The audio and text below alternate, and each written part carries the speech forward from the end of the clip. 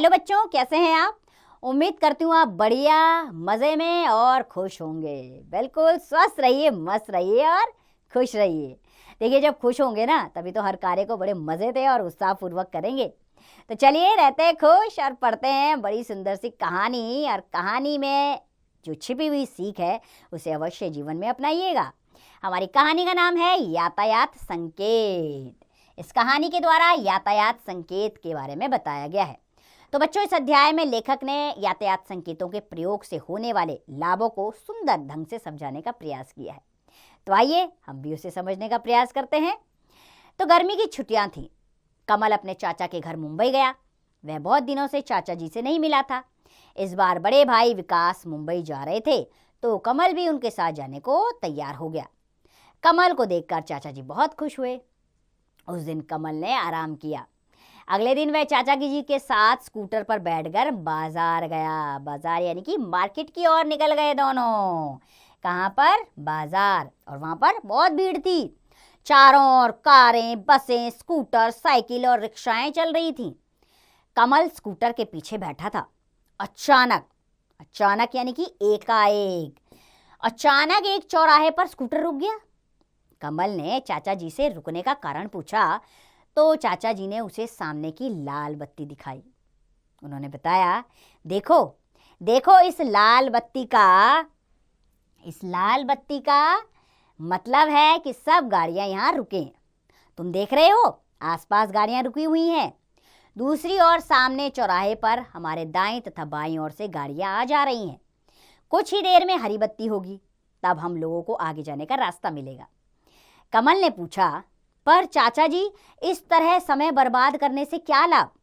चाचा जी ने कहा, नहीं कमल, इससे समय बर्बाद नहीं होता। बर्बाद का क्या अर्थ होता है? व्यर्थ। तो चाचा जी ने कहा, ये समय बर्बाद नहीं हो रहा इसमें हमारा, बल्कि यह हमारी सुविधा के लिए है। दूसरे, इस तरह दुर्घटना से भी बचा जा सकता है। दुर्घटना यानी कि एक्सीडेंट से। चाचा जी ने बताया कि बेटा, अगर हम यहाँ नहीं रुकेंगे तो इस तरह एक्सीडेंट हो सकते हैं। कमल कुछ समझ ना सका।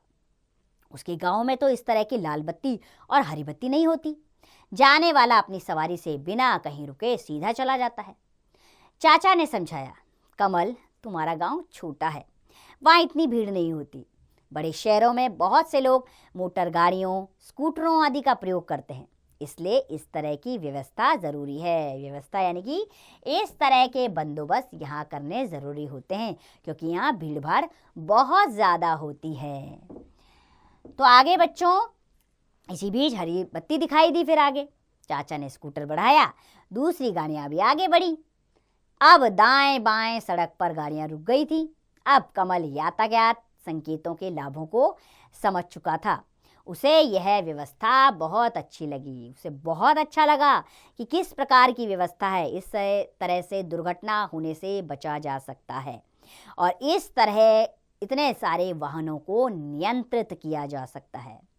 तो बच्चों, हम सबको भी यातायात के नियमों का पालन करना चाहिए, तभी दुर्घटनाओं को होने से रोका जा सकता है।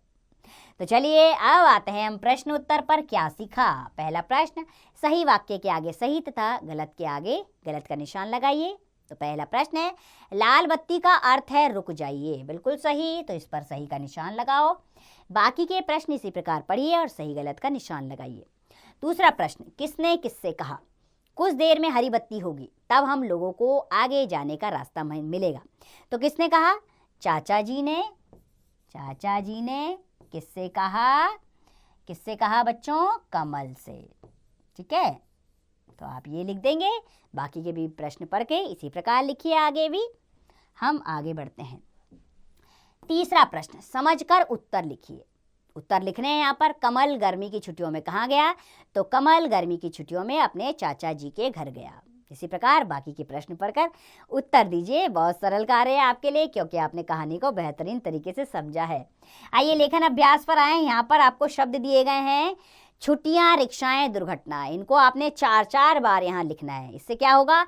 आपका लेखन बहुत अच्छा हो जाएगा और ये शब्द भी आपको बखूबी याद हो जाएंगे। बार बार लिखने से उच्चारण होता है और शब्द भी आसानी से लिख पाते हैं। इसी तरह व्यवस्था, बत्तियों, ये शब्द भी जो हैं वो आप 4-4 बार लिखिए और उनका उच्चारण कीजिए। हम आते हैं अध्याय के अनुसरण पर। तो देखिए, मान लीजिए आप साइकिल पर विद्यालय जा रहे हो। रास्ते में ऐसा चौराहा पड़ता हो जहाँ यातायात की बत्तियां लगी हो, परंतु यातायात सिपाही तैनात ना हो, तो आप क्या करोगे? हरी बत्ती होने पर ही चौराहा पार करोगे, यह सोचकर कि यहाँ तो सिपाही नहीं है, लाल बत्ती पर ही चौराहा पार कर जाओगे। यातायात के संकेतों पर ध्यान ही नहीं दोगे, बत्ती हरी हो या लाल, आप चौराहा पार कर जाओगे। क्या करोगे बच्चों? मान लीजिए आप विद्यालय से जा रहे हैं, चौराहा पड़ता है, यातायात की बत्तियां लगी हो, परंतु यातायात सिपाही ना हो, तो आप क्या करेंगे? बोलिए, क्या करेंगे? हरी बत्ती होने पर चौराहा पार करेंगे या? बिल्कुल, जब हरी बत्ती आएगी और क्योंकि आप साइकिल में हैं तो आप भी हरी बत्ती होने पर ही जाएंगे। अब आते हैं भाषा अभ्यास पर। यहाँ पर व्याकरण से संबंधित प्रश्न है। विलोम शब्द, उदाहरण के अनुसार विलोम शब्दों को रेखा द्वारा मिलाइए। जैसे गर्मी, सर्दी, छोटा का बड़ा, बहुत का कम, आगे का पीछे, चलना रुकना। इस तरह विलोम शब्द को सही विलोम शब्द से मिलाइए। चलिए दूसरे प्रश्न पर आते हैं हम। अगला प्रश्न है लिंग। उदाहरण के अनुसार समझकर रिक्त स्थान भरिए। जैसे कमल लड़का है, रेखा लड़की है। मोहन बहुत भला है, तो रानी बहुत भली है। शुभम बहुत भोला है, मीना बहुत भोली है। आते हैं योग्यता विस्तार पर। नीचे दिए गए यातायात की बत्तियों के चित्र में सही रंग भरिए। बताइए, सबसे पहले कौन सा रंग होता है, फिर कौन सा होता है, फिर कौन सा होता है। ठीक है, अब ये कार्य तो मैं आप पर छोड़ती हूँ। तो बच्चों, विद्यार्थियों, आप यातायात के संकेतों के बारे में विस्तार से समझिए और जानिए कि यातायात के संकेत हमारे लाभ के लिए होते हैं। अगर हम यातायात के नियमों का पालन नहीं करेंगे तो इसका परिणाम हमें ही भोगना पड़ेगा और अनेक दुर्घटनाओं की संभावना बनी रहेगी। तो याद रखिए, हमेशा सड़क पर जाते हुए यातायात के नियमों का पालन कीजिए। तो उम्मीद करती हूँ यह पाठ अच्छा लगा होगा और आप भी यातायात के नियमों का पालन करेंगे और अपने बड़ों को भी समझाएंगे कि क्या और कब करना है। हरी बत्ती पर क्या करना है, लाल पर कर करना है और येलो लाइट पर क्या करना है। ठीक है, अगर वो गलती करने लगे तो आप उन्हें तुरंत रोकिए और समझाइए कि इससे दुर्घटना हो सकती है। तो उम्मीद करती हूँ इस पाठ से मिलने वाली सीख को अवश्य आप अपने जीवन में अपनाएंगे। खुश रहेंगे, स्वस्थ रहेंगे और मस्त रहेंगे।